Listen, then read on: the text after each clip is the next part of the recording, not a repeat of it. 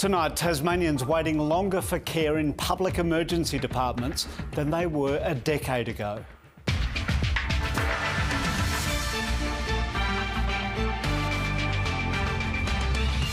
Also tonight, the moment Michael Mosley's body was found by a cameraman.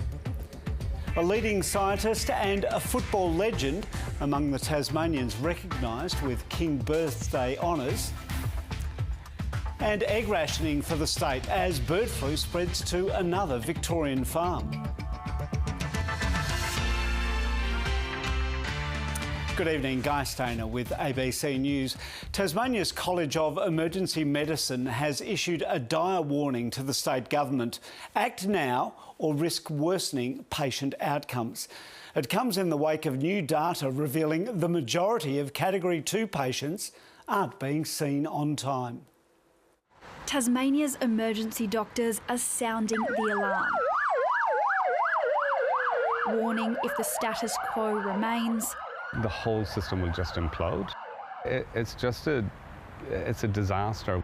Government data reveals Category 2 patients, those who need to be seen within 10 minutes, are waiting longer for treatment than they were a decade ago. In 2014, Tasmania was regularly hitting or exceeding the target of 80% of patients seen on time. But it's seen a steady decline over the past 10 years, hitting a decade low of 42% in April. While other states have also gone downhill, Tasmania's drop has been the most dramatic. What's happened over the last 10 years is that we've just seen Band-Aid being put on, a quick fix here, money being put there. And unfortunately, we've never really stepped forward with those big, brave decisions. We need to have much more investment in the healthcare system to match the needs. So it's big picture, and it's not just looking at the emergency department, it's looking more broadly across the health system. Doctors are concerned the government hasn't delivered on various reviews into the system. We're investing more than ever before, and it's a holistic approach that we're taking. We've already delivered 300 new patient beds in our major hospitals, 2,500 more healthcare workers. One idea experts are working on is a clinical quality care register. It would track patients' individual experiences within emergency departments, bringing the data together to identify patterns, problems and solutions. Are we over-prescribing medications? Are we over-investigating with CAT scans and X-rays? Are we not referring appropriately to the right specialties, or are we not getting the right help at the right time? The register is in the final stages of development, with the Health Department considering whether to implement it. Lucy MacDonald, ABC News.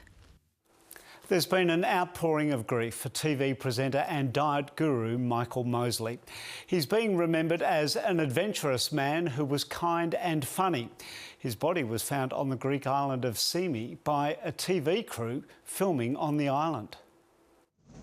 It was a Greek TV crew filming the island of Symi from on board a boat that spotted a figure on a rocky hill. And you can clearly see there is a man lying down with his hand on his belly, a watch, and on his other hand he has his bag. After 4 days of searching by air, land and sea for Dr. Michael Mosley, a grim discovery. I'm really sorry for the family. I'm sorry that I'm the one who found him. Sorry. A statement from his wife, Dr. Claire Bailey Mosley, confirming the worst. It is devastating to have lost Michael, my wonderful, funny, kind and brilliant husband. He did an incredible climb, took the wrong route and collapsed. We're taking comfort in the fact that he so very nearly made it. He was found metres from Agia Marina Beach, around an area where search and rescue teams, locals and tourists alike, had been scouring. Police believe he had been dead for a number of days. Michael Mosley left his wife from St Nicholas Beach, setting off for a walk, but never returned. 20 minutes later, he was spotted on CCTV in the nearby town of Peddi. He was then seen again at the marina, heading northeast. The diet doctor is being remembered as a loving man. People will remember him, people will smile. Anyone who met Mike will always smile because he was such a loving, kind, generous person. Now, the diet I'm about to go on... Following a diabetes diagnosis, Michael Mosley popularised intermittent fasting with his 5-2 diet. And it's also good for my heart and lungs. But he was best known for entertaining audiences and inspiring people to live a happier and healthier life. The number of people who queue up at his events, not to get signed copies of his books, but to say thank you, I followed your advice and it made a huge difference to me.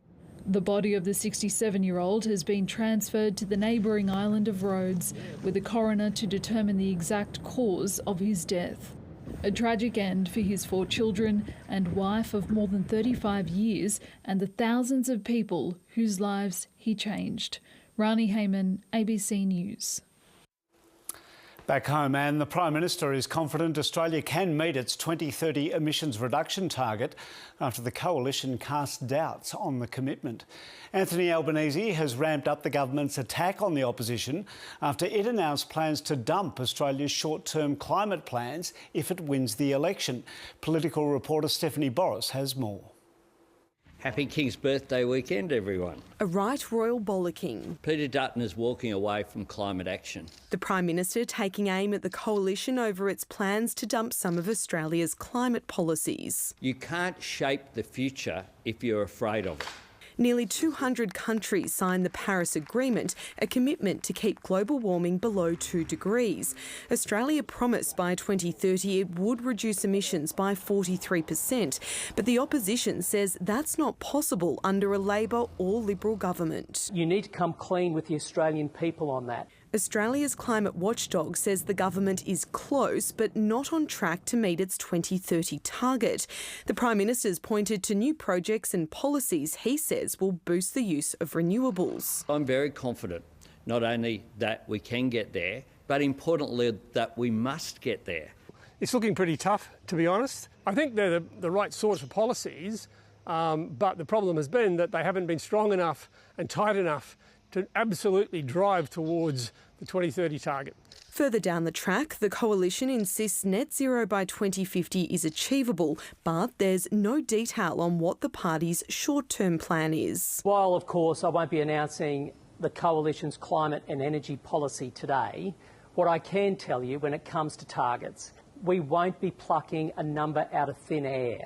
If the coalition submits a less ambitious 2030 target, Australia would be the first country to do so under the Paris Agreement. Weakening our 2030 target would be a slap in the face of the spirit and intent of the Paris Agreement, and to our neighbours in the Pacific. It would also endanger us in terms of global trade and diplomatic arrangements, but not necessarily have any punishment within the Paris Agreement. Environmental benefits aside, the point of having targets is to set incentives and create certainty for investors with hundreds of billions of dollars to spend on whatever replaces coal.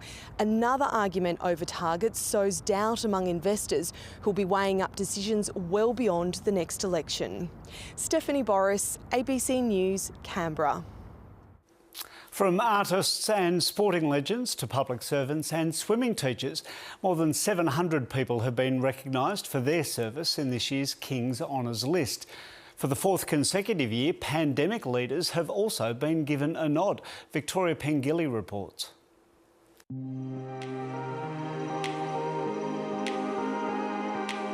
Their skills vary, but these Australians are truly remarkable. Among those recognised in this year's King's Honours, Gamilaroi chef Auntie Beryl Van Oplu from Redfern in Sydney. A culinary master, her knowledge of native bush tucker is used across the world. You know, I'm 81 now, and I think it's a great honour to have that, and the people that have nominated me, I thank them very much. More than 700 people were honoured on this year's roll, including Perth youth worker Pat Ryan, who's helping young people heal by putting wheels in motion. We aim to dismantle young people's disadvantage so that they can pursue a future with hope. 6 Australians were awarded the top honour, the Companion of the Order of Australia. Former COVID-era Labor Premiers Mark McGowan and Daniel Andrews also given the nod for their leadership. as well as this South Australian epidemiologist for her work improving vaccination rates in remote communities. I'm thrilled that public health has also been recognised. Normally we're behind the scenes, nobody knows who we are. Good public health means you shouldn't notice us. In Queensland, rock legend and former Powderfinger player John Collins is being recognised for his work offstage, supporting struggling artists. Hey mate. How are you? Good, how are you? The costs have gone through the roof for smaller venues. That sort of natural progression from people going to see young artists was broken through COVID, and I don't think it's come back yet. For the family of former AFL football legend John Devine, pride and sadness at his posthumous award. He really valued the contribution he made to the people that he coached.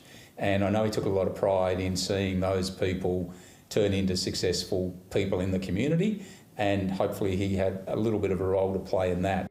From quiet achievers like women's community organiser Margaret Finlaker-Smith, to big personalities like comedian Hamish Blake, children's entertainer Jimmy Giggle, and cricket great Glenn McGrath. Had a pat on the back. There's a raft of homegrown talent. Victoria Pengilly, ABC News. A leading scientist, a heritage railway champion and the head of Ambulance Tasmania are among the 13 Tasmanians recognised today with King's Birthday honours. IMAS marine ecologist Professor Greta Petzel was one of 4 Tasmanians to be appointed a member of the Order of Australia for her significant service to science. Chief Executive of Ambulance Tasmania, Jordan Emery, was one of 3 emergency service workers to receive a meritorious award, while the Tasmanian Symphony Orchestra's Caroline Sharpen and railway preservationist and pipe band musician Tony Cohen were among those awarded an OAM. The railways in particular, where they went and what they did, their lifespans and the people that worked on them, and I was one of those. It's a great story to tell. Coming up on 7:30 with Laura Tingle, the regional city predicted to run out of water within 2 years. We do have a situation here where we are running out of time. I started this business from nothing. Why would you want to put a desalination plant in an aquaculture zone? We're at D-Day here. We don't have the luxury of time, and the alternative is delay will mean disaster. Also, I'll speak to former Prime Minister Malcolm Turnbull. Just 24 hours after celebrating the return of 4 Israeli hostages, Benjamin Netanyahu's grip on power has been dealt a blow. Key Minister Benny Gantz has quit the war cabinet, accusing Netanyahu of putting his own political survival ahead of the war. The move has deepened divisions within Israel's leadership, with growing anger over the direction of the conflict. Escorted across the Gaza beach, the moment freedom was in sight for 4 Israeli hostages. The Defence Forces releasing more images of their high-stakes rescue mission. But the celebration for Prime Minister Benjamin Netanyahu was short-lived. Hours after the successful rescue, Benny Gantz, a key minister in his 3-person war cabinet, dramatically quit over the handling of the war. Netanyahu is preventing us from advancing towards true victory. I am leaving the government today with a heavy heart. The former Defence Minister has repeatedly clashed with Benjamin Netanyahu over post-war plans and had issued him with an ultimatum. He's accused Netanyahu of putting his political survival before the lives of hostages and prolonging the war. I won't promise you an easy and quick victory. You deserve more than empty promises, but the State of Israel can and must achieve true victory.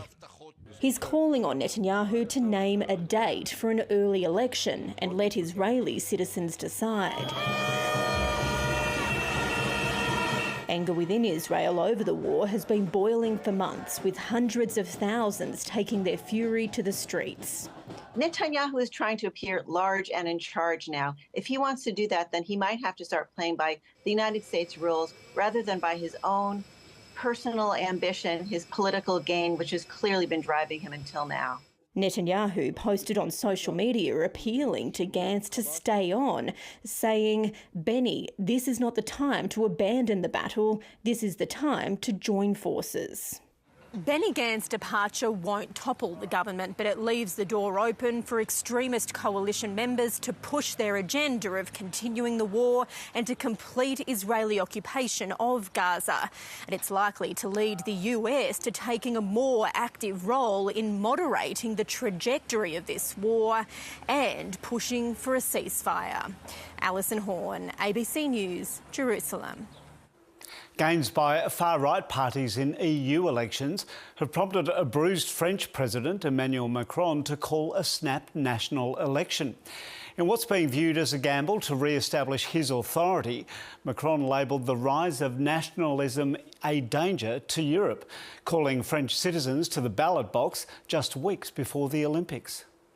A resounding vote in favour of the far right in France.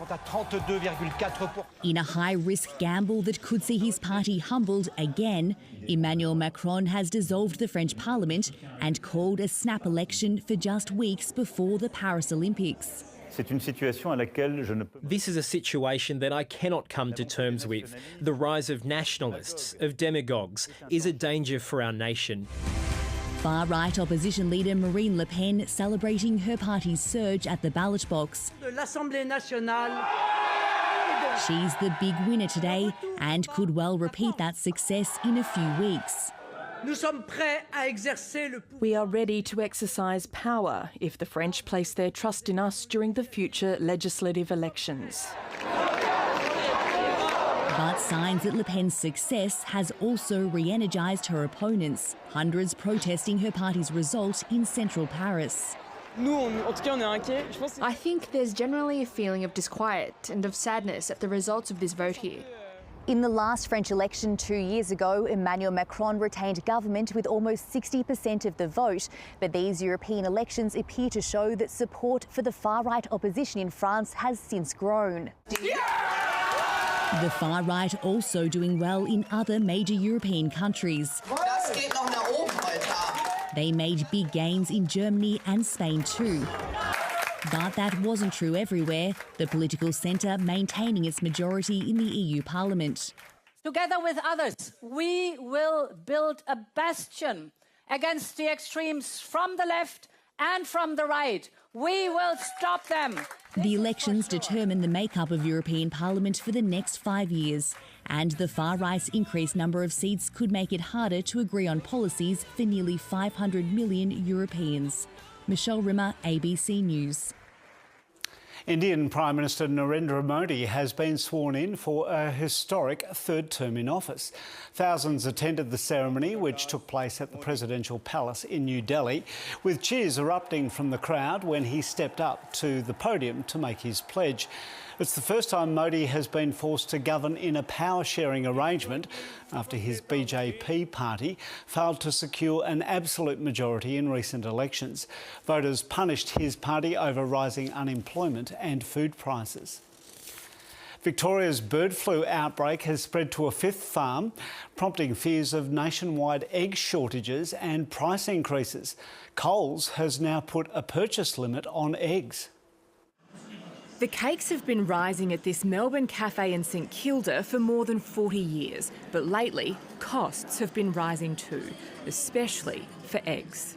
We've had 2 price increases in the last, I think, 4 to 6 months, and this time I think the excuse was because of the bird flu, which has now been detected at 5 Victorian poultry farms. But frankly, it would have been a lot more if the Victorian government, supported by the Commonwealth, hadn't moved as quickly as they had. Almost 500,000 chickens have been destroyed. The Victorian Farmers Federation says it's reduced supply by about 450,000 eggs a day. That's prompted Coles to introduce limits on egg purchases to 2 dozen per person in every state but Western Australia. If you're close to where the farms are, then you're going to be short of eggs. But as you move further out, it becomes less of a problem. There are no plans from Woolworths, Aldi or major IGAs to introduce limits. The industry hopes they won't have to. Farms have implemented strict quarantine measures to stop the spread. And they're doing a lot of testing on the farms in the area, so that we're quite confident that those farms that don't have the disease don't have the disease. Authorities say the spread of bird flu to humans is extremely rare. Victoria has recorded one case this year in a returned traveller who's since fully recovered. It wasn't related to the farm outbreaks here, and authorities are reassuring consumers any eggs they do buy will be safe to consume. Consumers are most concerned about possible cost increases. I probably wouldn't buy them as often. They definitely go up too much, I guess. Probably just give it a break for a while. The advice is to shop around. Cyan Valance, ABC News, Melbourne. High-profile veterans and the next generation of young swimmers are battling it out in Brisbane tonight for a spot on Australia's Olympic team for Paris. Some key finals are just about to start. Our reporter Amanda Shalala is there for us tonight. Amanda, world record holder Ariarne Titmus is beginning her Olympic title defence. How has she looked in today's heats? Well, the great Tasmanian is looking really good, Guy. Titmus is the favourite for tonight's women's 400 metres freestyle final and a very strong chance of defending her crown in Paris. Her main challenger tonight will be Lani Pallister, although she was several seconds slower in the heats. Now, Titmus says she even surprised herself with her heat swim and she managed to switch off in the second half of the race, and she admitted that she has been feeling a little bit edgy coming into this meet. If I just do what I know how to do, just another heat swim, but for some reason at Olympic trials you just get way more nervous about everything, being safe on the start, not going to make it through, you know, that type of thing. And Amanda, there are plenty of big names in action tonight. Who will you be keeping an eye on? The 400 metres freestyle for the men is another blockbuster. We'll have the 2022 world champion, Elijah Winnington, up against the 2023 world champion, Sam Short. Australia has a decorated history in that event at the Olympics, so should both men go through, they could very well continue that tradition in Paris. We saw Sam Williamson nearly break the national record in the men's 100 metres breaststroke, so he'll be hoping to go faster tonight. And tomorrow we'll see another great Tasmanian, Max Giuliani, in action. He is the top-seeded swimmer in the men's 200 metres freestyle heats. And he swam the second fastest time by an Australian in history last year, just behind Ian Thorpe. So it would be incredible if the 20-year-old can make it onto the Australian Olympic team. We'll all be watching and cheering. Amanda Shalala, thank you. Collingwood has moved into the AFL's top 8 after claiming honours in this year's King's Birthday clash against Melbourne, defeating the D's by 38 points. For the 10th year, fans made the walk to the MCG in support of Fight MND's Big Freeze. A sea of support for the Danaher family as the Big Freeze enters double digits. Seeing Dad smile up at the top, I'm really emotional actually. It's just been an amazing day. Neil took his usual spot as this year's batch of sliders took the plunge into the icy water. The costumes, once again colourful, musicians the alter ego of many, but the message remaining the same. Where the whole country just comes together and, you know, rallies for him and so many families that are going through this. Beanies, everyone! Thousands of Demons faithful made the trek to the G from Federation Square. Among those, Neil's brother Terry. It's just getting bigger. But more importantly, we just got to find a cure for this damn thing. Coming off a 92-point loss to Fremantle the round prior, Melbourne were hoping for a much better performance in the King's Birthday clash. But it was more of the same to start, Nathan Kruger kicking his first AFL goal in 407 days as the Pies collected the first 3. Melbourne's uphill battle becoming steeper, with star Christian Petrarca needing to be subbed off after receiving a knock in the opening quarter.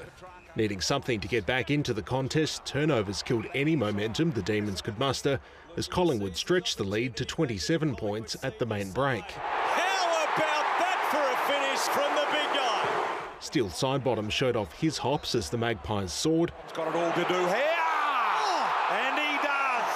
Kysaiah Pickett added some spark with a highlight of his own, but there was little to celebrate for D's fans as the Pies ran away with it. And then that just sums up the day for the D's. Jack Crisp receiving the Neil Danaher Trophy for best on ground in his 227th consecutive AFL game, the second longest consecutive game streak in VFL-AFL history. Fraser Fife, ABC News. Spaniard Carlos Alcaraz has won his first French Open title in a 4-hour, 5-set comeback against German Alexander Zverev. The world number 4 Zverev was aiming for his first Grand Slam victory and took a 2-1 lead before Alcaraz mounted a fight back. The 22-year-old dominated the last 2 sets to seal the win. The world number 2 Alcaraz has now won 3 of the 4 majors and follows in the footsteps of countryman Rafael Nadal by lifting the trophy at Roland Garros. All the Spanish players who have won this tournament and be able to put my name on that amazing list is something unbelievable, something that I dream about being in this position since we started playing tennis. After plenty of thrills and spills, the Finke Desert Race has roared to a finish in the Northern Territory with emotional victories in both the bikes and the cars. This year's event had more than 400 rev heads braving Australia's roughest and toughest track. An emotional victory, decades in the making. Bo Robinson and navigator Shane Hutt crossing first in Alice Springs. The 48th running of the Tats Finke Desert Race. Robinson claiming his first King of the Desert crown after 17 Finks and 6 podium finishes. Come close so many times that it wasn't still counting our chickens till about 10k out. We sort of decided that we could half celebrate in the car, you know. Breaking the title drought for his motorsports family and dedicating the victory to his late father. He's the reason we keep coming here, so Alice Springs can thank him for all the trouble we caused. Brett Comiskey and navigator Corey Cooper were hot on their heels in second, and James Cook and Mitch Alcott scored bronze after a gruelling trip to Finke. We actually hit a riverbed wall and did about 3 front flips, so luckily we landed on the wheels and we're able to keep going. In the bikes, Alice Springs legend David Walsh made it into the history books, scoring his 5th straight King of the Desert crown, matching the record set by Randall Gregory. It's the coolest thing you'll do with your clothes on, honestly. It's fast, the adrenaline's pumping, and it's insane. Tearing into second place on the bikes was young gun Callum Norton, followed by Corey McMahon in third, with Maddie Healy crowned Queen of the Desert. Just my first ever Finke Desert Race, to come here and just finish it and let alone win it, I'm stoked. The dust is now settling on another year. Competitors are already looking forward to 2025 when the Finke Desert Race roars back into the Red Centre. Charmaine Allison, ABC News, Alice Springs. To the weather, the temperature was -2 when Jeff Jennings took this photo at Bridport this morning. Jeff, you're on one of the world's great golf courses and there's not a bunker in sight. Lift your game next time, please. Bridport wasn't the only place below zero today, though. It was -1 in Devonport, -3 in Launceston. It was just 6 degrees there at midday. It rose to 11.6 degrees at 3:15 this afternoon. Hobart had a top of 13. King Island had the state's maximum of 15. There were a couple of isolated patches of drizzle, but nothing in the population centres. The satellite image shows cloud and a frontal system that's bearing down on us. It's due to arrive tomorrow morning and bring very strong winds. Across the country tomorrow, showers from Perth to Canberra, staying fine in Sydney and Brisbane. Back home, there'll be showers statewide, more frequent about the north and west, with thunderstorms possible about the west and north coasts, and snow down to around 800 metres tomorrow night. We're looking at least 15 millimetres across the west and north tomorrow, with up to 70 millimetres in Queenstown and up to 45 in Launceston. 14 degrees about the west, 15 for Burnie, Devonport and Launceston. About the east, St Helens is expecting between 15 and 30 millimetres, between 1 and 10 further south. And Hobart's expecting between 2 and 9 millimetres of rain, up to 20 in the Huon Valley. Sunrise tomorrow will be at 23 minutes to 8. On coastal waters, there'll be north to northwesterly winds of 30 to 40 knots, turning more westerly during the day. There are gale warnings for all coastal waters as well as the southwest lakes. There's a strong wind warning for the Central Plateau lakes as well. And there's a severe weather warning for damaging winds for much of the state, all of the west, north, northeast and the Bass Strait Islands. There's a flood watch for northern catchments as well as the Derwent. And there's a sheep graziers alert for the northwest, the central north and the northeast. Wednesday, there'll be showers about western, southern and central areas with snow down to around 500 metres in the morning. Thursday, a shower or two about the west and far south, but starting to clear up, with light showers looking like being a feature of the week about the south. And that's it for the program. Up next is Laura Tingle. See you tomorrow.